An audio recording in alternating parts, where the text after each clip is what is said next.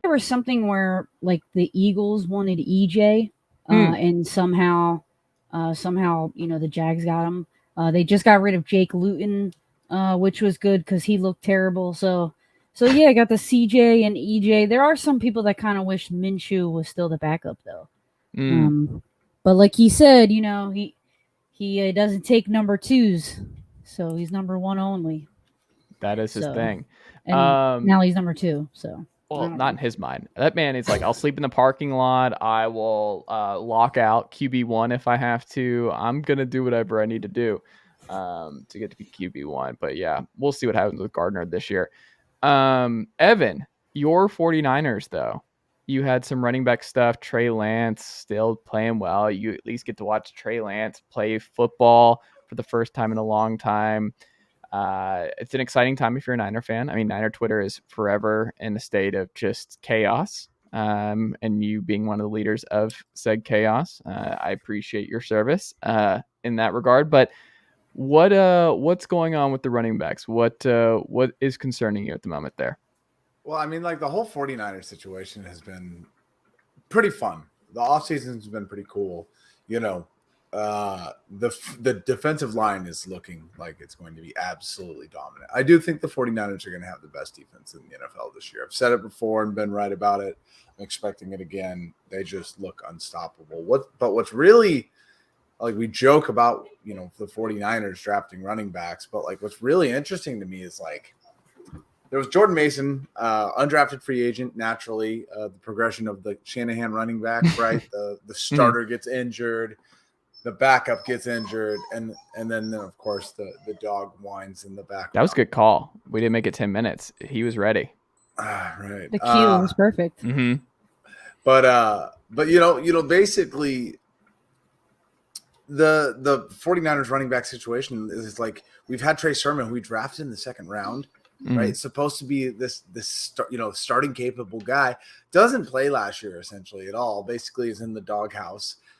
Has looked really bad in camp and also in this preseason game. He was missing holes, he was missing the wrong running lanes, missing blitz pickups. And a lot of the people that I trust think that there's a good chance that he doesn't make the roster. Whew. So if you're keeping score now, the 49ers drafted Joe Williams their first year with Kyle Shanahan. One of the biggest busts the 49ers have had drafted in a long time. Also, Reuben Foster as well. But they draft Joe Williams. He doesn't pan out in any way, shape, or form. He doesn't even make an NFL team afterwards. I mean, he's just out of the NFL bad. And, that guy in that situation, of course, my dog is now literally pulling the light down because, of course, he is. He's a puppy. Can you see him? Look at this little dog. Look at Milo. Look at Milo. He's. If I wasn't showing so much leg with my short clips, I would have kept that angle. No, but basically, Trey Sermon has looked terrible. For what you expect out of this guy, and so you have a running back room that Jeff Wilson is the guy that's been there forever. He started out undrafted free agent himself, and he's kind of cemented a position guaranteed. You have Tyrion Davis-Price, who they drafted in the third round. A lot of people like, and JaMychal Hasty is kind of like really like special teams, has a place, is just there all around. But Jordan Mason's undrafted free agents coming in and looking really good. He plays really well in preseason. And my dog's jumping around on the couch right now. This is outstanding. I wish you guys could watch. But Jordan, if he takes that roster spot, there's no room for Trey Sermon. And if that happens, that's, it's an embarrassment of riches that the 49ers are that good at the running back spot. But I don't know, man. How many misses does John Lynch get?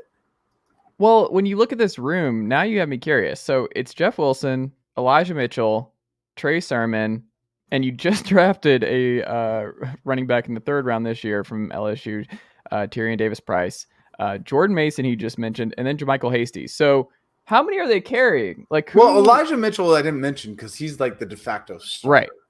Right. So it'll be Elijah. Who you took in the 6th round. Right. Yeah, of course, because they drafted Trey Sermon. He didn't pan out, so they get the guy that, Yeah. The rule here is just draft 2 every time. Going back to Mike Shanahan would draft, I think he drafted like 8 running backs in his tenure with Denver. So he, it's in the family. But I don't know. I thought it was such an interesting concept that you really expect. I don't know. Is it Ohio State running back, right? Like you expected a lot out of him, and he might not make the roster. That's pretty insane to me. But it's not a worry, right? Like it's like one of the things where Kyle Shanahan's a lot of things, but one of the things we're not concerned about ever with San Francisco is like, well, what's the run game going to look like this year? But I don't look at Kyle here. I look at John, and who knows? Maybe that was Anthony Lynn saying, "Hey, I don't like your running backs. Draft Tyrion Davis-Price and Jordan Mason. It will sign." He's new in the regime, obviously with, I can't remember, Bobby Turner out, retired. So who knows? But how many running backs can you draft that don't pan out before you go, well, all the undrafted free agents have looked great? I don't know. That would be a good case study of trying to figure out. I wonder what Kyle's answer to that would be, though, is why it seems like his guys that he just takes a flyer on late work out and the ones that he actually invests in and think are going to be good just aren't. I can tell you exactly. Okay. Well, we're gonna draft. We're gonna draft whoever we need. We're gonna give the team the best chance of to win. And I'm going to do, I can't guarantee at any given time that any running back is going to make the roster. But we're going to just, like that's what he's going to say. I don't know. Some unnecessary thing. I don't know. Long story short, though, who knows if Trey Sermon even makes the roster. 49ers have looked really, really good so far at the positions of need. It's going to be a strong year for them. Are you just as high on the Niners right now, Laurie? Yeah. I mean, I really like their defense. Obviously, I think that it's hard for them to get a running back because they're more of a passing, like they're pass first type of offense. Debo works so well in that case because they're not expecting it because he's so versatile. So it's like to get somebody that would fit perfect in the offense would have to just be somebody they didn't plan for who happens to just work out, honestly. So that's probably why the undrafted free agents do well, just because like he probably isn't good at determining, which type of back would be good for my offense because maybe he's just really focused on the pass.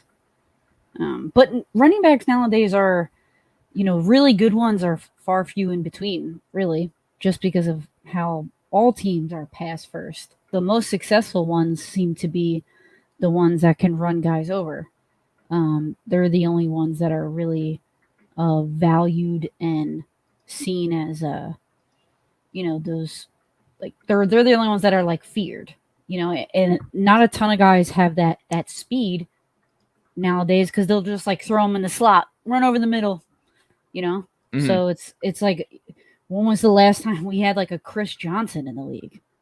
They're returning kicks and that's about it. Raheem Mostert, if he could ever stay healthy. Yeah, exactly. Then you got whatever Jacksonville's doing where they're like, well, what if we just made Travis Etienne like a full-time receiver / running back? What that was not Doug Peterson. No, but you look at that. James Robinson was the most successful and he's undrafted too. Yep. So I am curious. So as a 49ers fan, I wish I had I feel like I'm always saying as a 49ers fan. No, but really though, I have a passionate hatred for Trent Baalke. And so in that nature, just in general, I'm very interested in what happens with the Jaguars, right? Like you're taking Trayvon Walker's really interesting to me because I saw people say the same thing about Aldon Smith and him being right about Aldon Smith, and I look at the Travis Etienne pick, I can't pronounce his last name. And you say the same thing. You're like, well, James Robinson was like one of the most exciting, diamond in a rough players of the season. As covering the Jags, looking at them, like, what are your thoughts on these kind of swing for the fence moves? Well, I was really pissed about the ETN pick. I was really angry about that. It didn't make any sense to me. I don't know if that was a bulky pick there. I know that Trent Bulky definitely was Trayvon Walker. He's more of like that D-line evaluator, which he seems to be.